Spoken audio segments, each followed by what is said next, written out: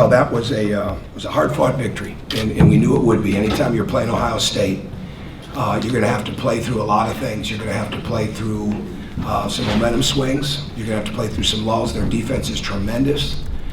They've got 3 seniors in that starting lineup that have won a lot of games, played a lot of minutes, and been a part of some incredible experiences. And they've done an excellent job with Mark Loving, and D'Angelo is certainly everything that he's billed to be. I think we all knew that, as he was coming up in high school. And Shannon Scott played like a 10-year pro. I mean, I think he will be. I think people forget that he was a McDonald's All-American and just how good he is. But I know we've got to go play him again, but he is really, really good. And the bottom line in this game is that with his penetration and with his ability to score, we could not put a lot of different help on him because he's such a good passer. And the biggest key right now when you're playing Ohio State is you've got to get back in transition, and at times we didn't do a very good job of that. But we did defend the 3, and we did defend pretty well. We knew we needed to win the rebound game. We did by 9. We wanted to win the free throw attempt game. We won that by 1. We had to have excellent 3-point defense against them. We did. Mark Loving was shooting 62% from 3 on the road. D'Angelo Russell was shooting, I believe, 53% in wins for them from the 3. And to hold those 2 to 1 and 10, and then you add Cam Williams in there, who is a tremendous shooter in his own right, was a key for us. So not a fluid offensive game. Ohio State's they're not gonna give you a fluid offensive game, but we found ways to make plays. Our offensive rebounding was much better. We're asking Yogi to do an awful lot and to match up with a guy with the size and the ability of D'Angelo Russell, and to have that matchup for the most part, and at the same time have to direct his team was big. I thought Robert Johnson did an excellent job defensively. James Blackman got better inside of the game. We're asking him to guard a senior that's quick and can do a lot of different things. But really the energy of our team at the key moments, Colin's energy, the way Troy rebounded and defended, and Emmett came in and gave us some really solid minutes. Hunter did fine. He just said there's too much foul trouble. Right now he gets at first, and all of a sudden that second is there right away, and we've got to help him with that. But we got a lot of good basketball from a lot of guys. But when I say that I think we've got as good a 2-way guard as there is in the country at being able to play both ends of the court, okay? And Yogi Tene is another reason why I say that, because and Shannon Scott's tremendous too. Don't get me wrong, but Yogi wants those challenges. He wants those. It doesn't matter the size of the guy. That's how Victor was. And when you're the best defender, you've got to go take that. We mix defenses and things of that nature, but the way D'Angelo Russell's been playing, and for us to know that we have to really, really key our plan on him and Mark Loving, I thought our guys handled that well, and our crowd was great, and our crowd was fantastic, and it helped us throughout the entire game. And it was a game where we held momentum a little bit longer, and fortunately that helped us. So, go ahead. Rick? A little bit of a choppy start. It seemed like Zeisloff and Harbin really kind of They did. started around. Yeah, that's momentum. I mean, you never know, where it's going to come from. And we needed some energy at the beginning of the game. And somebody's got to establish their will, early on in the game. And Ohio State did, and we didn't match it, and we go to the bench and we did. Now, with that being said, those guys really came in and Troy did a great job after that. And James learned a lot in this game. James, he's right there on the first couple lines of the scouting report. There's no doubt about that with the opponent, right? So everybody knows that he's capable of shooting. But for him to continue to play, when he went back in, he knew he needed to play better defensively. That's growth for James. For James to find layups and drives and get fouled and get 3 offensive rebounds, that's the growth you've got to have. And I thought he did a really good job of adjusting, as did Troy. So Colin and Nick came in and did a fantastic job of getting us going. But Troy and James adjusted to it, and they played very well. Robert just continues to be steady, and he's going to continue to get better. I mean, he really is. We're asking an awful lot of him and James for young players, with what they need to do, and certainly they're doing the same with D'Angelo. But But those guys are keys for us. So you've got to have people that can come in and create that momentum. And again, you never know who it's going to be. And fortunately, we got that when we subbed. Mike?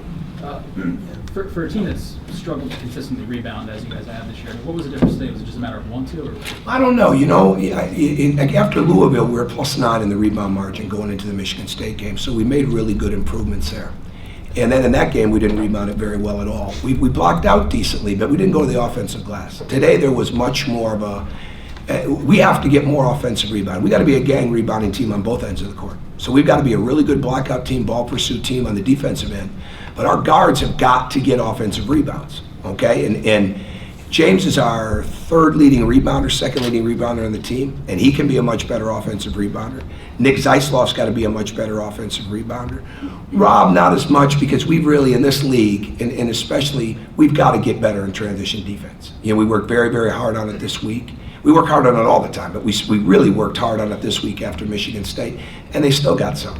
So you got to be a little bit careful there, but the guys that need to go, they need to go, and they need to go consistently. So I think as that continues to get through, we'll become a better rebounding team. But certainly after Louisville, we made tremendous strides. Zach?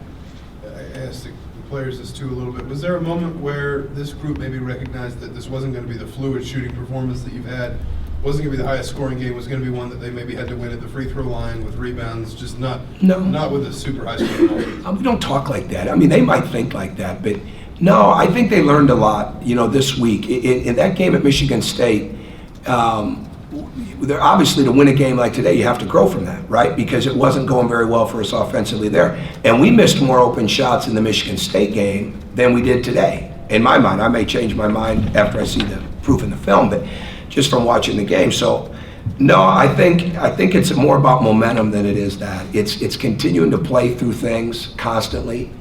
And I thought we'd hit a little bit we were losing our energy a little bit. And that Troy dunk just brought everybody. It brought the fans up, and it certainly brought our team up. And not the dunk that he had. That was a pretty spectacular dunk, too, that he had early off the set play. But the breakaway, no, that was big. And I think that helped us. So you need those doses of energy that create more momentum.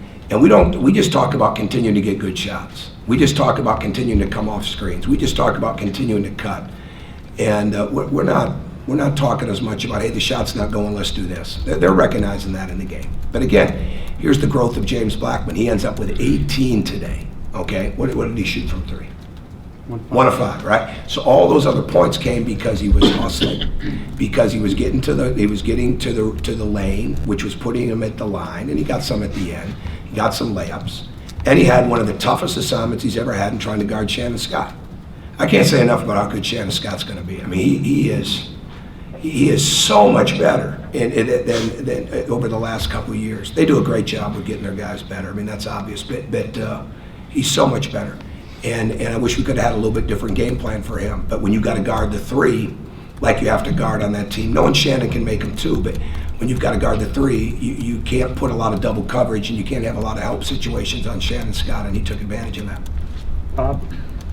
Tom, Sure. When you had to take Hanner out for his third, they elected to go small instead of leaving Amir in there. Do you think not having that big body in there helped your offense tremendously? Well, nah, I don't know, because we would have probably still had to guard him a little bit smaller. We would have gone with Colin Hartman on him. Colin has to guard those people for us. And Emmett's getting better at it. I mean, help your offense. No, well, I don't know. I guess here's what I was saying. I don't know if it made a difference. Kata Bates' job is good. Is that who did he put in for him?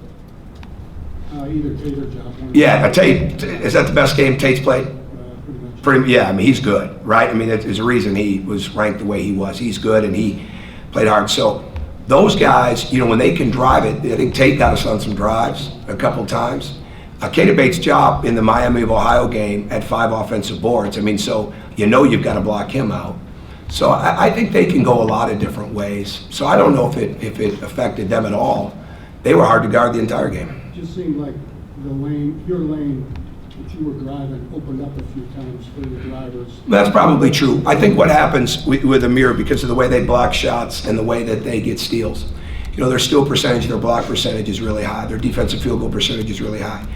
we learned, and we're learning better, but we learned in the Louisville game, you don't go in there and attack shot blockers, on the drive. And Amir, Trey to a degree, but Amir, and Anthony Lee's got that in him. But you've got to keep the ball moving when you drive on Amir. So maybe that affected it a little bit. I'll have to go back and watch the film, but I didn't see a drop off for them. The biggest thing you have to deal with Ohio State is how they attack the basketball. And they come off the wings, they come off the elbows, they'll come out of the corner. They're going to attack the ball. And you've always got to get ready for that with them. And so it's that more than it's anything else, no matter how good their front line is. Pete? Tom, you talked after the Michigan State game about needing to get mentally tougher. And at the end of the game, 3 minutes left, it's a 2-point game, 1-point game. You guys showed the toughness to win. Are you seeing the growth in that? Sure, yeah, but I think it's like anything else. It takes time to get it consistent. We've been getting mentally tougher all year long, right? But that doesn't mean it's consistent. When it's really there is when it becomes part of who you are. And we're growing in that. We're definitely growing in that. And I thought our talk improved during the game. I thought the leadership at the timeouts improved during the game. Troy is, when I know when he's locked in, when he's coming up with some things during the game, and I'm not filtering it, I'm saying, yeah, okay, let's do it.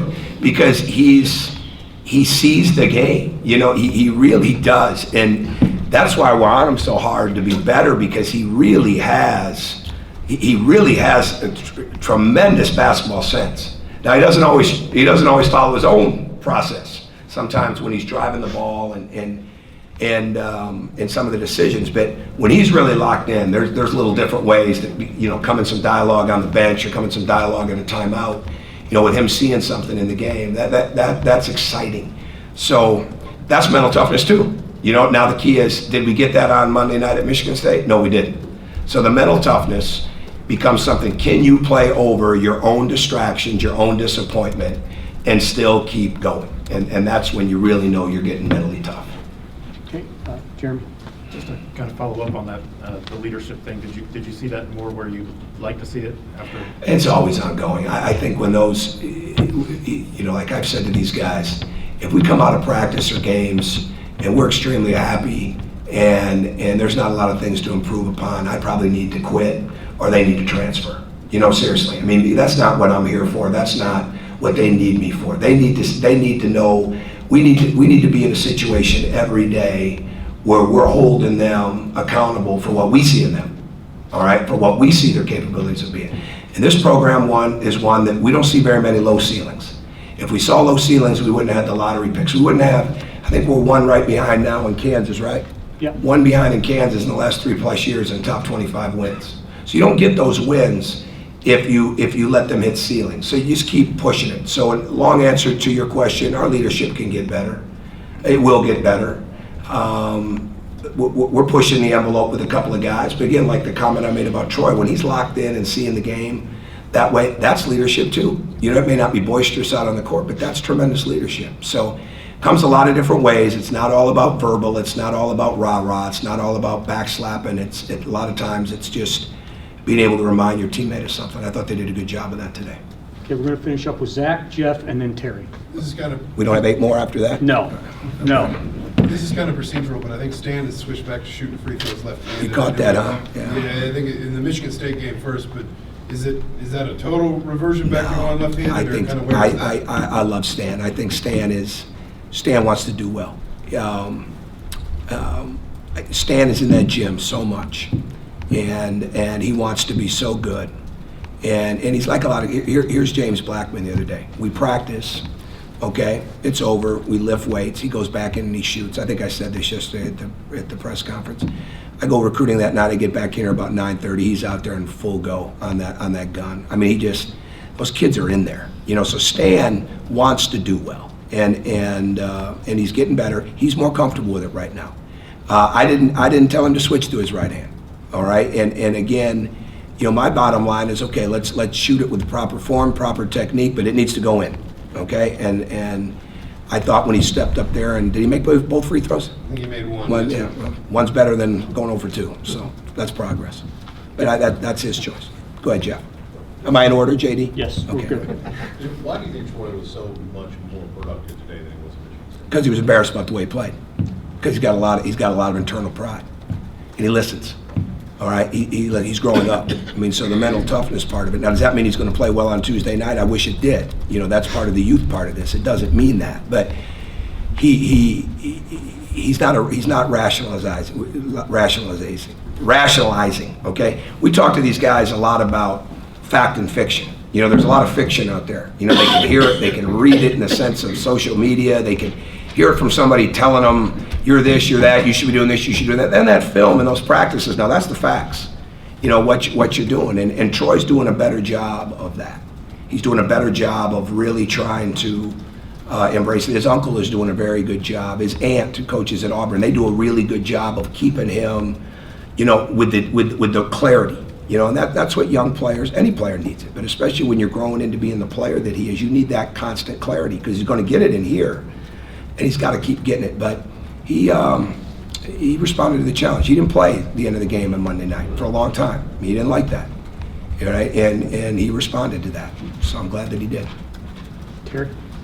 You talked about that they're really hard to guard. So how big is it that you held them to 34% shooting? Well, it's even bigger on the three-point shooting to me because of the way they were shooting a three. And so they were, that's big. You know, and I'm sure that is, and I'll look at the film and say, okay, they missed some they usually make. That's how I felt at Michigan State. And their defense was phenomenal, right? I don't know if our defense was phenomenal. I know there was a lot of real good intent. And we'll grade it after we watch it. But the bottom line is we had really good intent. We were locked in. We couldn't make it easy, you know, for their scores. And they found some things they liked, and we had to make some adjustments, just like we found some things we liked, and they made their adjustments, and that's part of it. But we couldn't let D'Angelo. Mark Loving's numbers are like scary how good they are when he's on a roll, and we couldn't let that happen. And when you're preparing for them right now, you've got to be as concerned about Loving shooting as you do about D'Angelo Russell shooting. And at the same time, you know, you're looking at it with Shannon Scott and saying that's the guy, you know, that makes it really go. And Sam's capable. I mean, he's getting better all the time. So I think the way we defended the three and the way we were able to win the rebound game will be the biggest things for us. Okay. All right, thank you. Thanks.